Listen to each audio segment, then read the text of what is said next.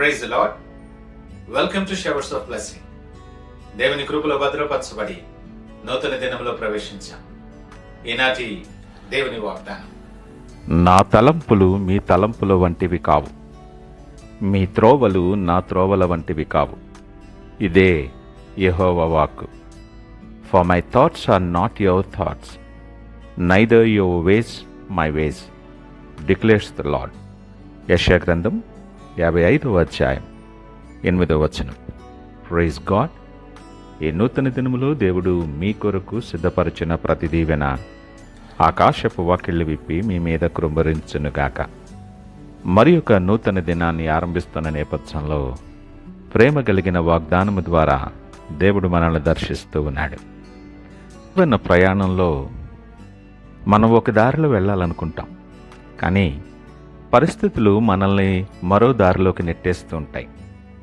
మనం అనుకున్నది జరగనప్పుడు దేవుని మీద కోపం తెచ్చుకుంటాం, నిరాశ చెందుతాం. కానీ ప్రియ దేవుని జనాంగమా, ఈ ఉదయం సృష్టికర్త నీతో అద్భుతమైన మాట చెప్తూ ఉన్నాడు. మనము అడుగుల గురించి ఆందోళన చెందుతుంటే ఆయన మన గమ్యం గురించి ఆలోచన చేస్తాడు. మన ఆలోచనలు నేల మీద ఉంటే ఆయన ఆలోచనలు ఆకాశమంత ఎత్తునుంటాయి. ఈ ఉదయకాల ధ్యానం నీ జీవితంలో, నీ మార్గంలో ఉన్న అయోమయాన్ని తొలగించి దేవుని మీద విస్తారమైన నమ్మకాన్ని నింపబోతుంది.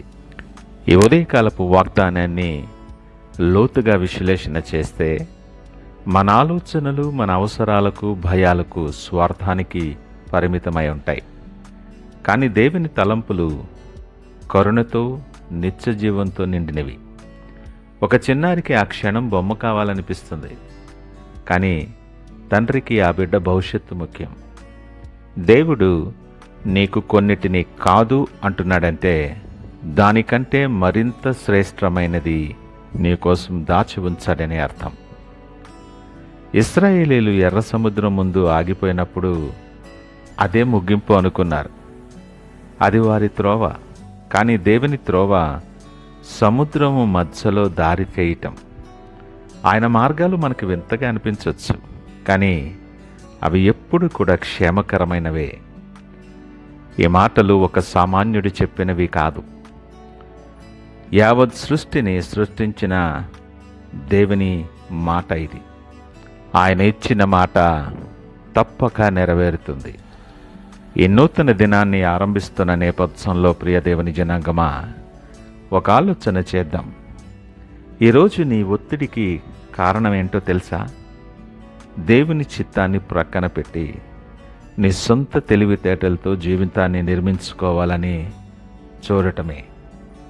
మనం దేవుని కొరకు కేటాయించాల్సిన ఆత్మీయ సమయాన్ని లోకపు లెక్కలకు వాడేస్తూ మన ఆత్మను అలక్ష్యం చేస్తున్నాం. నా జీవితంలో అయోమయాన్ని పెంచడానికి ఈ ఆత్మీయమైన క్రమశిక్షణ మన మార్గాల్లో లోపించటమే కారణం. ఈ శ్రమల దినాలలో ఒక్కసారి ఆగి ఆలోచన చేయి. నీవు నష్టపోయానని దుఃఖిస్తున్నావేమో. బహుశా దేవుడి నీ తలంపులను పక్కన ఉంచి తన ఉన్నతమైన ప్రణాళికను నీలో ఆరంభించాడేమో. పశ్చాత్తాపం అంటే నా దారి కాదు ప్రభువా, నీ దారిలో నన్ను నడిపించు అని సంపూర్తిగా ఆయనకు లోబడటం. ఒక శిల్పి రాయిని చెక్కుతూ ఉన్నప్పుడు ఆ రాయికి నొప్పి కలగొచ్చేమో, కానీ శిల్పి మనసులో మాత్రం ఒక అందమైన శిల్పం ఉంటుంది. అలాగే నీవు పడిపోయిన స్థితిలో ఉండొచ్చు. నీ ప్రార్థనలకు జవాబు రావటం లేదని కృంగిపోవచ్చు, కానీ దేవుని తలంపులు మరలా నిన్ను లేవనెత్తటమే. ఈ 40 రోజుల ధ్యానాలలో నీవు నీ పరిమితమైన ఆలోచనను విడిచిపెట్టి దేవుని అనంతమైన ప్రణాళికను అందుకోవటానికి సిద్ధపడాలి. నీవు మోస్తున్న సమస్య నీకు శిక్షగా అనిపించొచ్చేమో, కానీ దేవుని త్రోవలో అది నిన్ను బలపరిచేటటువంటి శిక్షణ అని గ్రహించు. ఏ రోజే నీ ఆలోచనలను నూతనపరుచుకుంటే ఆయన నీతో మాట్లాడుతుంటుండగా ఆయన మాటకు చెవియొగ్గితే దేవుడు తన మహిమైశ్వర్యము నుండి నిన్ను విస్తారముగా నిన్ను దీవిస్తాడు. నీవు పొందుకోబోయే గొప్ప ఆశీర్వాదాలకు నీవు లోబడటమే పునాదిగా ఉంటుంది. ప్రియదేవుని జనాంగమా, నువ్వెవరివైనా ఏ పరిస్థితుల్లో ఉన్నా దేవుని తలంపులకు నువ్వు లొంగినప్పుడు భవిష్యత్తు గురించి ఆందోళన నీ మార్గంలో ఉండదు. ఎందుకంటే భవిష్యత్తును నిర్మించేవాడే నీతో ఉన్నాడు కాబట్టి నీవు ఊహించని మార్గాల ద్వారా నీకు సహాయం అందుతుంది.